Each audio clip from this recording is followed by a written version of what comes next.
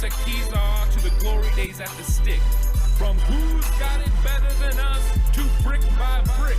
It's always the 49ers way, from off-season to game day. Yeah, we talk back. It's the 49ers Cutback.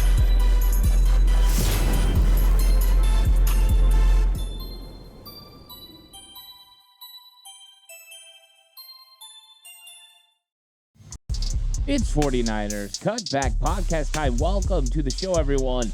I'm glad you could join me for this episode. Victory Sunday. And I know it's Victory Monday, but the San Francisco 49ers defeated the Green Bay Packers 24-21 in an absolutely thrilling divisional round of the NFL playoffs. And that game left a lot of question marks. And of course, you watch my live reaction show, you get the live reaction, get all the things that we talk about. I'm interacting with everyone that listens. In this episode, I want to kind of get into some of the numbers of the game, talk about the ins and outs, and go back through how the 49ers were able to win this matchup. Because I think when you were watching the game, you really had a feeling like the Green Bay Packers were in control of most of the game. It seemed like every single time the 49ers answered or had something going in their way, the Green Bay Packers were able to flip the script on the 49ers, and the 49ers had to play catch-up.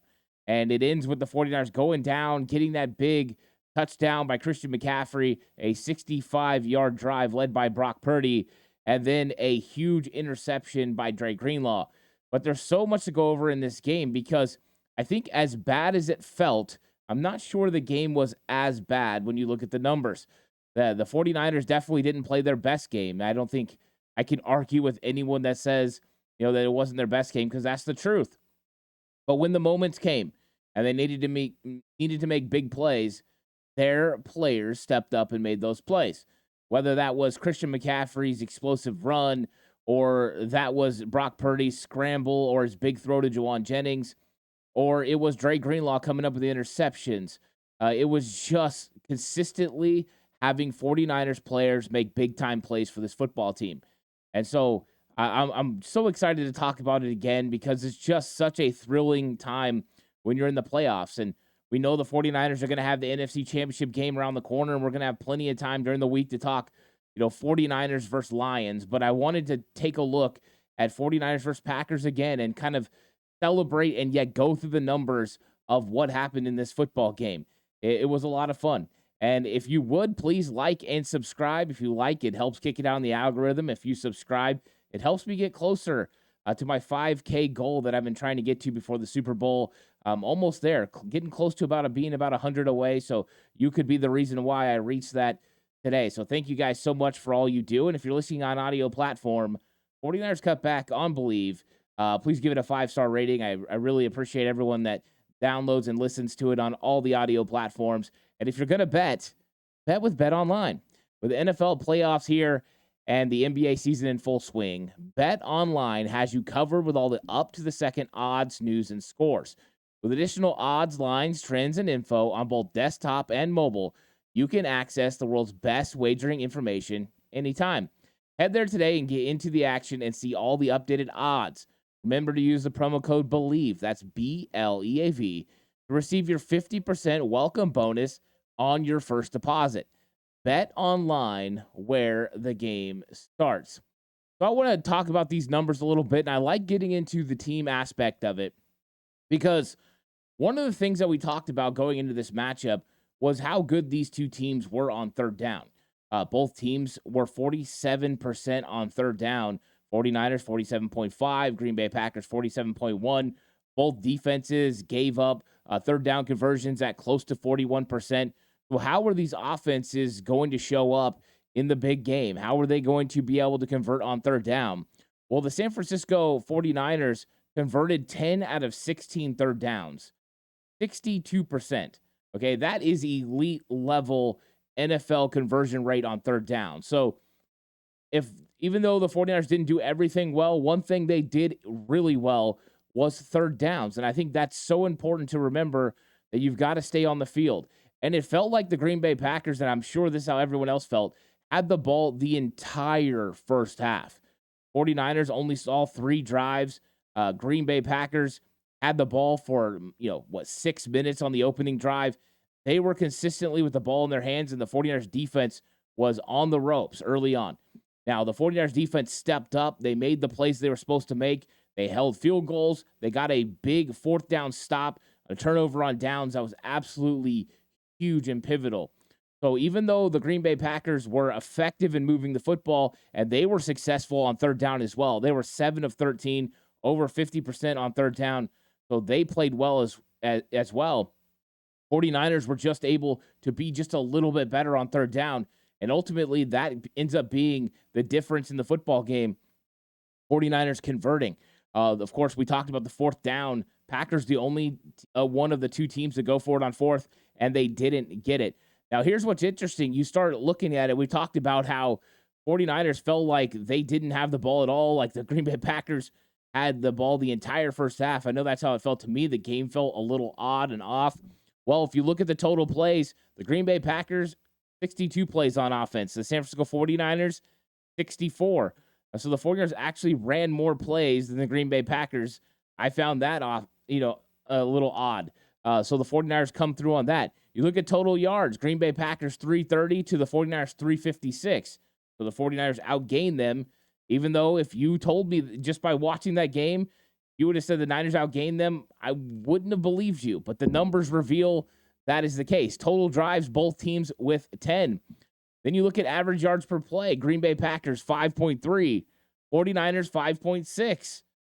This is shocking. I'm expecting these numbers to be switched the other way. I mean, yes, it's pretty dead even, right? Two more plays, 26 extra yards, just a little bit more as far as yards per play. But I think it shows an interesting sign. Then you look at the passing numbers, and you got the Green Bay Packers throwing for 194 yards, under 200 yards through the air. I mean, this was an offense for the Green Bay Packers that was firing on all cylinders against Dallas. Jordan Love was absolutely carving up that defense in the secondary, and that was a Dallas defense that's thought to be way better than the San Francisco 49ers. Yet the 49ers held Jordan Love and that passing game under 200 yards. Now, full disclosure, Aaron Jones' effectiveness on the ground probably diminished the amount of yards they've got throwing the football, but ultimately I thought that the 49ers defense did pretty good. And then it was 245 for the 49ers offense. So they got it done. Average yards per pass, 5.7 for Green Bay. Brock Purdy, 6.1. Now, this is nowhere near what Brock Purdy hits for a season average, so give credit to Green Bay Packers for how they played against the 49ers receivers, because normally the 49ers are closer to 9. But 6.1, hey, it was enough. And then you had the 2 interceptions, which were huge in that. And really, I mean, this is one thing that was so frustrating during the game and got a lot of comments about it. The 49ers got 0 sacks on Jordan Love. That offensive line for Green Bay put together 2 outstanding performances, one against Dallas and one against San Francisco. They didn't give up a single sack against 2 of the best pass rushing defenses in the entire league. So that was really, really good. And then Brock Purdy was sacked 1 time. He lost 7 yards. And I think that there was a lot of times Brock Purdy had to get rid of the football. Brock Purdy was hurried, and he made some decisions that he needed to make to get rid of the ball, scramble outside the pocket. But the 49ers offensive line, they held up pretty good when all is said and done. So, yeah, I mean, it was interesting. Still no sacks. I was expecting the 49ers to get after Jordan Love a little bit. I thought that Eric Armstead and Javon Hargrave would have a lot of success up the middle and be able to get into his face and cause some disruption. That wasn't the case. I mean, they did cause disruption from time to time. Right down the end when Carlson ends up missing the field goal, Armstead got released free and he got right into his face. But that was not the norm. The 49ers struggled to get pressure consistently on Jordan Love. And I think we just tip our cap to Green Bay. They did a really, really good job. Now, on the ground, the Green Bay Packers did exactly what they set out to do. 138 yards on the ground. Aaron Jones had a fantastic game. 49ers hadn't given up a 100-yard rusher in over 50 games straight. So they had been phenomenal against rushers in the NFL. Well, he broke that big run in the fourth quarter, and it looked like that was going to be, almost all she wrote. And the 49ers were able to, hold, and then the missed field goal happens. But Aaron Jones looked very good in this game, and he had a lot of success against the 49ers as far as the run game. They battled to slow him down.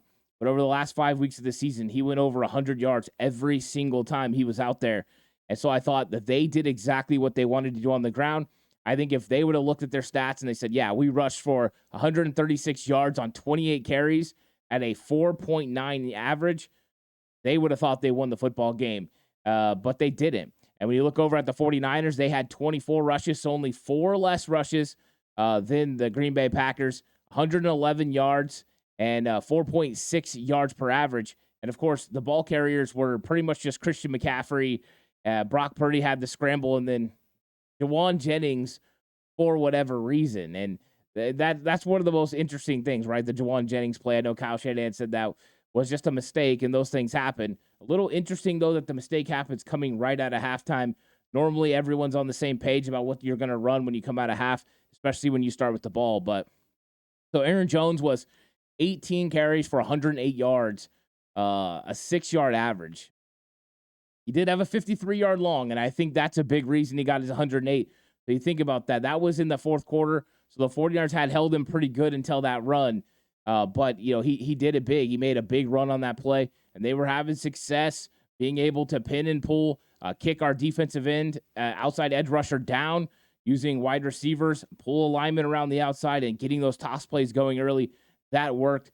Bravo to Steve Wilks and the 49ers defense for adjusting in the second half.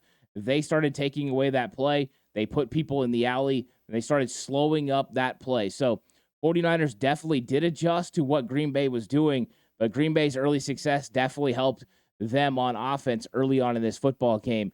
And really, it was Aaron Jones versus Christian McCaffrey. McCaffrey, 17 carries for 98 yards, 5.8 average. Of course, he had the huge explosive touchdown. I love that it came on a little short toss.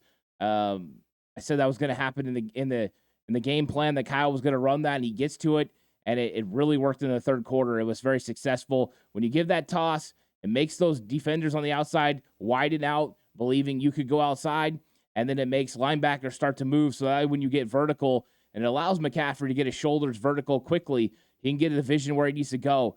Then he made an excellent move running up the field to make Savage miss, and then he broke a tackle and got up through there. It was jump cut, gone for the touchdown. Absolutely fantastic. Great blocking up front. Jake Brendel, by the way, I don't think the film, when I get into the All-22, I haven't got into it yet, but I'll be honest. The All-22 film is, I don't know how kind it's going to be to Jake Brendel, but there are 2 phenomenal blocks that I know for sure in this football game. Number 1, the Christian McCaffrey long touchdown run that I was just talking about. Jake Brendel walls off the defender. Fantastic block. Hips around. Perfect. The touchdown to win the football game, and Jake Brendel gets the nose tackle to the ground, and he did a fantastic job opening another huge hole. Both touchdowns go to the right side in the run game, which is interesting because everyone talks about how the 49ers don't run successfully behind the right side of the line with Colt McKivitz and John Feliciano, but they did it in this football game. Both big touchdown runs come to the right side. That's something good going forward, as the 49ers are going to have to continue to be a good football team and play really well in the NFC Conference Championship game. Let's look at the turnovers, because the turnovers ended up being huge in this game. Jordan Love throws 2 interceptions, and the one at the end, I mean, Dre Greenlaw has both interceptions, but the one at the end is funny if you go back and you watch. Chase Young is already celebrating before the ball even gets there, because Dre Greenlaw and Fred Warner, one of them's coming up with that football, and Dre gets it. The only thing we all wish, go down Dre Greenlaw. I get it. I get it. You want to make a play. You want to go score, but not in that situation. You did it. You won. Get down. Let the offense come in and finish this game off by kneeling down the football. So even though everyone was super excited, I guarantee his coaches, Johnny Holland, is going to go up to him and be like, hey, man, don't you ever do that again. We love you. That was a great play. Don't ever do that again. But, yeah, it was big time. So the 2 turnovers for Jordan Love end up being back-breaking for the Green Bay Packers. 49ers, don't turn over the football. Now, Brock Purdy threw some turnover quality throws. I thought Jordan Love threw the 2 interceptions, and I thought there was another one that Deommodore Lenoir let go through his hands that was potentially an intercepted potential interception as well. So it is on the onus of the other team to make those plays. Deommodore Lenoir didn't make the plays. The Green Bay Packers, Savage, he didn't make an interception when he could have probably had a pick six early in this football game. Got to make those things happen. They didn't. And the 2 turnovers were huge. And when you weren't in the turnover battle, Christian McCaffrey rushes for over 75 yards as 49ers, you win football games.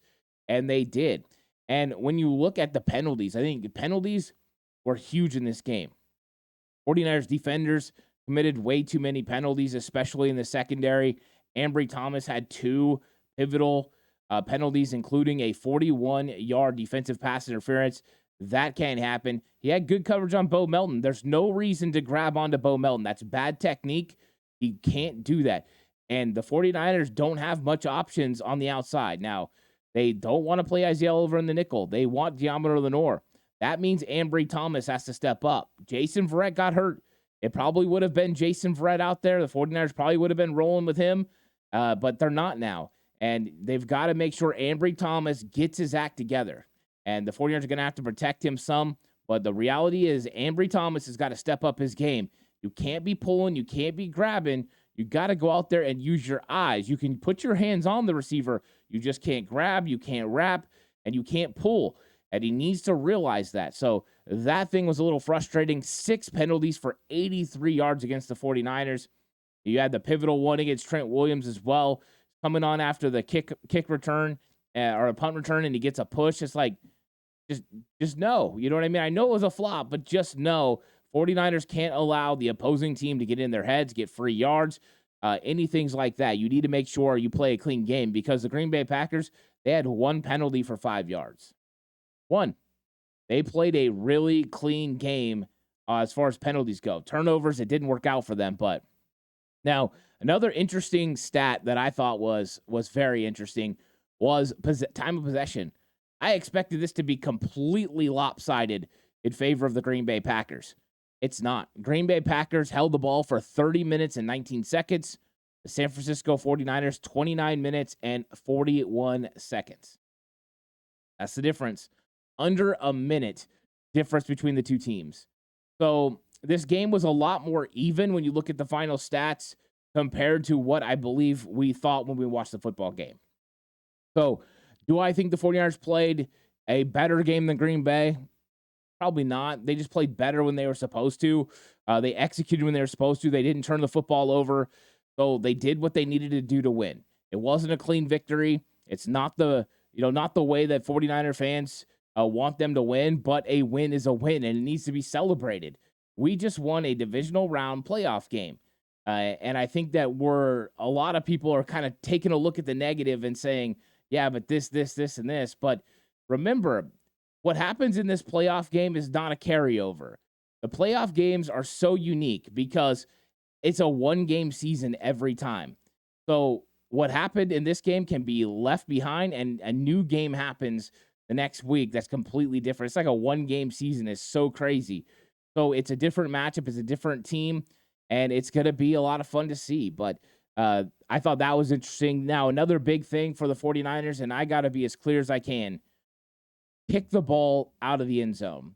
And it's not Jake Moody's fault. I know people will blame Jake Moody. Hey, your kickoffs aren't good enough. He's getting told to directional kick on kickoffs. And then there's returns coming off those. It is time for the 49ers to just be done with that. I know you got Odom, you got Flanagan Fowles, you got Oren Burks. You've got very good special teams players. No reason for the risk. You just scored to go up 14-13. You can't allow a big return. And what is the net gain? Let's say that you tackled them at the 20-yard line. Your net gain is 5. You make them go 80 yards. I know that can be huge. The problem is the momentum shift from them getting all the way down to the 20-yard line is gigantic. You just can't allow that to happen. Stop allowing special teams problems by not kicking it out of the end zone. It's time to just, hey, you got one of the best defenses in the league. Make a team go 75 yards. If they can go 75 yards, tip your cap. But, I mean, the difference between 75 and 80, come on. I mean, it's just come on at this point. We just can't have those big plays that flip momentum one way or the other. So the 49ers, suffer that big, kickoff return. Bravo to Demetrius Flanagan fouls, right? Oren Burks was chasing that one down. Him and Darrell Luter Jr. were running with everything they had to make him cut back in. Flanagan fouls, and Jordan Mason punched the football out. Mason pulled the arm down. Flanagan fouls, hit it from behind. It was a great play, but we don't want those things to happen. We just don't. Take the onus back. Don't allow them to have an opportunity. Just don't. Your special teams is not good enough this year, and that's okay. Just be successful with what you're doing. Let's look at the 49ers and Packers quarterbacks real quick. Jordan Love was 21 of 34, 194 yards, 2 touchdowns, 2 interceptions. His QBR was 44.5 and a rating of 72.4. The 49ers defense did a good job of limiting Jordan Love's effectiveness. Look at Brock Purdy, 23 of 39. I know there's a lot more passes there than people want. I can't wait to dive into the film because it's not as simple as, hey, let's just run the football more. And I am a firm believer in running the football more, so I want to make that clear. But there is also context to it. What is Green Bay running defensively? Is Green Bay got an 8th man in the box? Are they running a single high safety? Because if they are, throw the football. It's not that complicated. And I know people say, hey, just run the ball anyways. But why would you not be as successful? You have more opportunity now in the passing game with a single high safety than the run game with 8 guys in the box. You got to take the numbers. People want you to go by percentages. People want you to go with what works. That's the case. When they're 2 high safety, yeah, run the football. Even if it's 2nd and 10, run the football. I do believe there are probably occasions during this game where Kyle Shanahan didn't, get the 49ers the right play, or they didn't run the right play against a 2 high or single high. Sometimes they threw the ball anyways. Maybe that's Brock not checking out. Maybe that's Kyle. I don't know. I want to go through the film and really look at it. But it's not as simple as just run the ball more. It's not. There's context to everything. Because as a play caller, you're looking at what the defense is presenting, and you're trying to take advantage of the weaknesses that they're providing. And so if the weakness they're providing is in the run game, you take it. If the weakness is in the passing game, you take it. No matter if you're throwing 3 times in a row, you're doing it because that's your obvious advantage to be more successful. That's your best opportunity. And so I think that it's not as clear as that. So, yeah, I don't want Brock Purdy throwing the ball 39 times. I don't. He had 16 incompletions in this game, but it was what the 49ers needed to do to win. 252 yards through the air, pretty close to season average. They normally get 263, 6.5 average. We talked about that being down. And Brock's rating for the game, 86.7, is not one of his best this season. Definitely not Brock's best game. I think he would admit that. But it was good enough to win the football game, and that's ultimately what you're trying to do. Now, let's look at the pass catchers. And, there was a lot of conversation about Green Bay Packers pass catchers, right? The secondary had to worry. They've got so many weapons. And I thought their pass catchers did pretty good. Romeo Doubs, okay, of course, has been the main guy. He had 4 catches for 83 yards, 20.6 average. He had a good game. So 38-yard gain on one of those plays. That's a pretty good number. Jaden Reed had 4 for 35. They held him under 9 yards per reception. Bo Melton had 1 for 19 yards. Of course, he did get that was the touchdown where Deshaun Gibson fell. And then he did have the big pass interference on Ambry Thomas. So he was able to get vertical and get free a couple of times. I thought the one on Ambry had good coverage. He just grabbed at the end. You can't do that. That's a pass interference call. That's poor technique on Ambry Thomas. There's no need to hold in that situation. So Bo Melton had a decent game. Musgrave had 3 catches for 14 yards. 49ers did a great job on the tight end there. Christian Watson never got anything going. 1 catch for 11 yards. Emmanuel Wilson, 1 catch for 11 yards.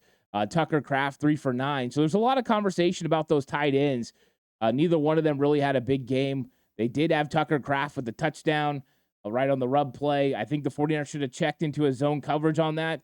And I think if they would have checked into zone coverage on that, we probably would have had a potential interception for Charvarius Ward. So when you get those bunch sets around the goal line, it's tough to run man, and they caught the 49ers twice, but I believe they should have checked out into a zone coverage. The first time was a touchdown by Tucker Kraft. The second one where they rubbed Fred Warner on Aaron Jones for the 2-point conversion. Both of those cases, they got to check out. So that's something I'm sure Steve Wilkes is going to look at because Detroit will do the same thing to the 49ers. They will put them in those situations with Amon-Ra and with Sam Laporta, and they will try to run rub routes to get those guys open. So 49ers are going to have to adjust for sure on the fly. When you look at the 49ers, I mean, George Kittle had a pretty good game. He had 4 catches for 81 yards, a touchdown, the 32-yard long touchdown. Brock Purdy rolling right, putting it out there in man coverage. He gets the win over the safety. Great throw, great route, and George Kittle getting it done there. Juwan Jennings had himself a game. Welcome back. Just welcome back Juwan Jennings from blocking people out of bounds and into the bench to making clutch third down catches to getting absolutely mollywopped when you get hit. And it was just a great play for him. He had 5 for 61. That's a 12-yard average. Brandon Ayuk, 3 for 32. And one of the most clutch catches over the middle on that last drive. Going down on a ball that's put away from the defender, tight coverage. Got to catch it, hold on to it, and he did. That was fantastic. Brandon Ayuk made the catch when you needed to make it. And then Christian McCaffrey had the most catches, 7 catches for 30 yards, 4.3 average. But he was getting those checkdowns. It was his job. Brock Purdy, especially in the second half, hey, I got to get it to McCaffrey, get it out. They're allowing us to catch the ball underneath. They're playing a soft coverage. Let's get it underneath and let our playmakers create. And so I think that's something he had to do and learn during this football game. You had Deebo Samuel had 2 for 24 before he got hurt. I believe Deebo Samuel was probably going to have a big game if he did not get hurt. We'll find out eventually what's going on with the shoulder. More imaging happening today. And then Chris Conley had 1 catch for 17 yards. That big outcut that he caught in that last drive. How about that, right? Brock Purdy goes to Chris Conley in that situation. I guarantee the Green Bay Packers didn't think that was going to happen, but it absolutely did. And, you know, you look at the stats and it kind of gives you a clearer picture. I don't think the 49ers played as bad as maybe it appeared watching it. I think a lot of that's our stress levels and the fact that the 49ers didn't take advantage of opportunities they normally do. I mean, normally when they drive down at the end of a first half, they're scoring. Whether that's a touchdown or the field goal, they're scoring. And then when they come out in the second half, usually you get a better drive. And so I think that it got off to a weird start on that third quarter first drive. Juwan Jennings ran the ball. If that's Deebo Samuel, it's different. But I just think that the 49ers were a little out of whack without Deebo. And knowing how it is to be a play caller, it's difficult when you lose a certain player. Yes, you say and you preach next man up, but when you have a guy with unique skills, it's just different because they do different things than everyone else. So you basically have to take a section of your playbook and a section of your game plan and 86 it. Because as much as you like Ray McCloud, as much as you like Juwan Jennings, they can't do the things out of the backfield and they don't get the attention that Deebo does. The rate that people pay attention to Deebo is pivotal. And just him getting the attention he gets takes eyes on him and off of Christian McCaffrey, eyes on him and off of Brandon Ayuk or George Kittle. And then when he does get the ball, he's an absolute stud in the open field and can make plays. It's one of those things where a lot of people probably won't understand the effect it has on a play caller to lose a player with unique skills. A little bit different if you have guys who are similar, right? If you have guys that can, like if you lost Ray McCloud, Ronnie Bell could step in and you would feel pretty comfortable with it, right? If you lost Juwan Jennings and you put Chris Conley in, he's not as good, but he can do the same things. He runs the same routes. He blocks not as good, but similarly, right?